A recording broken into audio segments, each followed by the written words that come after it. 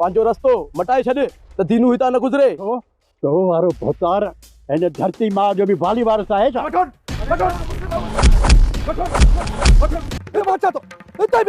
वेठो आहे।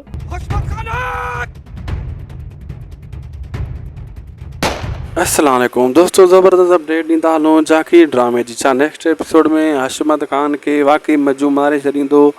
छा भॼाए भॼाए पूरो कंदो छो जो उनजे दोस्तनि खे हुन कुटको ॾिनो? छा नेक्स्ट एपिसोड में हाणे छा थियण वारो आहे? हाणे दीनू सां छा असरु थींदो? छा दीनू खे बि मारियो वेंदो? जा हशमत खान पूरो थी वेंदो? छा हशमत खान खे टक्कर ॾियण वारो कोई न आहे? छा इहो मजू ई हशमत खान खे टक्कर ॾींदो जागीर ड्रामे में? दोस्तों सॼी अपडेट ॾियूं था इन वीडियो में, इनखे आख़िर ताईं ॾिसंदा जी सॼी अपडेट्स तव्हांखे सम्झ में अचे। लाइक सब्सक्राइब शेयर भी ज़रूरु कंदा।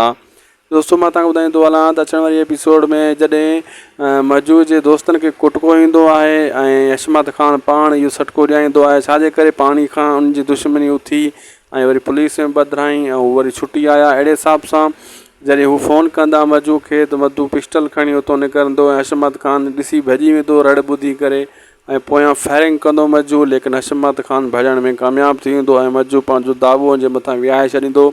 लेकिन इहो हशमत खान मजू ते फ्री वार बाद में ज़रूरु कंदो छाजे करे हुनखे उहो माण्हू न खपे जेको कर खणे।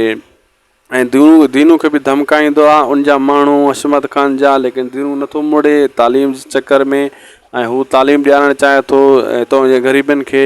ऐं इहो जोड़ो वधंदो वेंदो ऐं दीनू खे अञा विढ़ंदा, दीनू सां अञा धक हणंदा, लेकिन हशमत खान खे सिर्फ़ु ऐं सिर्फ़ु टक्कर केरु ॾींदो? इहो ई मजू ॾींदो ऐं इहो ई रोकण वारो आहे। होॾो वरी जो खून भाउ जे चकर में जेको रिश्तो आहे हाणे उहो सुरहाण जो उन में चकर में लॻा पिया आहिनि। हू चवनि था असां वटूं, हू वरी चए थो मुंहिंजी मंग आहे मां वटां।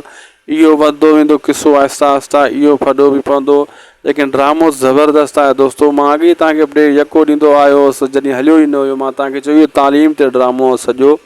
तव्हां ॾिठो तालीम जो ई ड्रामो आहे ऐं स्कूलनि में घोड़ा ॿधा पिया आहिनि। मूं अॻे ई अपडेट ॾिनी त अॼुकल्ह स्कूलनि में घोड़ा ऐं गधा ई ॿधियल हूंदा आहिनि।